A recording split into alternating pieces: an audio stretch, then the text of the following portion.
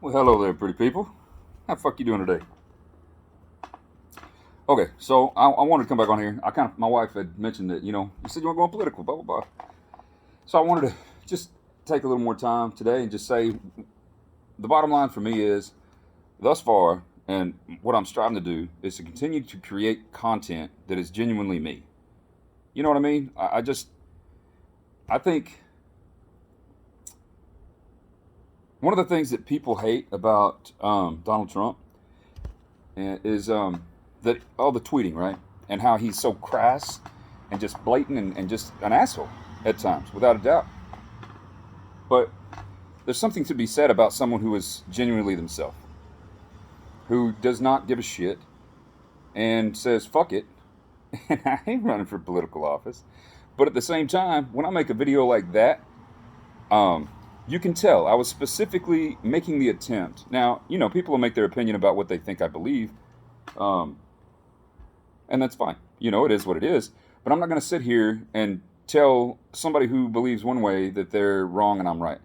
It's just not part of what with the content I'm trying to give you guys. I don't think it's horseshit. It's unnecessary. I don't need it. I don't feel gratified by talking to my phone and saying, "Okay, you're wrong, I'm right." Like, I mean, it doesn't make any damn sense to me. But at the end of the day, there's an elephant in the room, and it's the entire political landscape. The world is crazy. And to sit here and pretend and make a decision to totally ignore having the conversations about stuff like that, I think is stupid. And it makes me look, it takes away from the idea of what I'm trying to show you guys, which really is just me. And just talking and just seeing if I can help somebody, pick somebody up, maybe give some good advice here or there.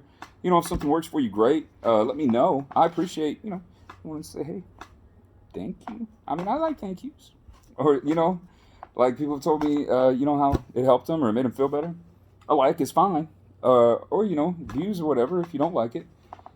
Uh, but again, I'm not doing this for anything other than it just seems like it's a good thing to do. And I feel like I provide decent content and it's wholesome and it's not trying to, I just don't want to create animosity.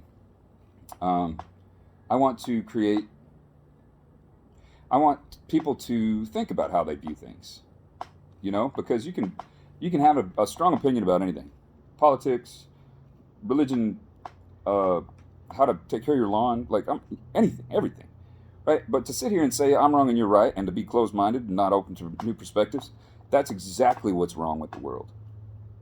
Because the government has been acting like the bottom line is we're right and they're wrong for so long. It's like you've got mommy, daddy giving you fucking childhood issues, that you're gonna have to go to therapy for in 30 years and find out it was all their fucking fault. I mean, that's what's going on. You see the people that you consider, well, I assume used to consider, the people that we respect so much that we elect them to help make the decision, make this a better world, right? That's why we elect them. And now we're starting to realize, man, I mean, that's not the case. It doesn't fit the bill at all. They're just people, and half of them are fucking horrible. They'd be horrible parents. I don't give a flying fuck. I'll say it out loud.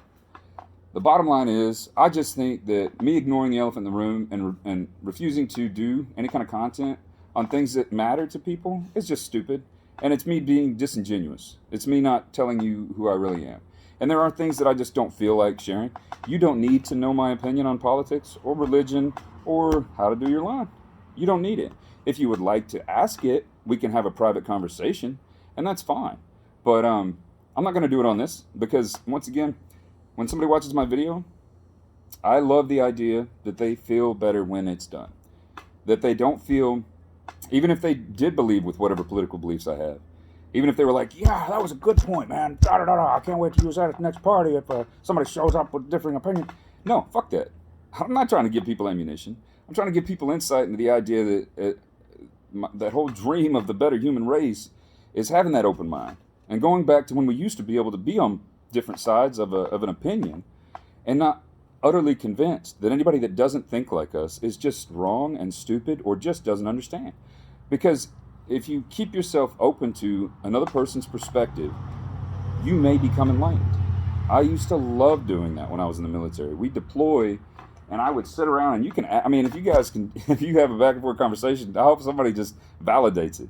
That I used to sit there And I would love to have these conversations about politics and religion and all this stuff that you're not supposed to talk about. But I mean, you got 12 fucking hours, 12, 14 hours a day. You're staring at the same ugly ass mug of the guy you've been working with for 4 months, right?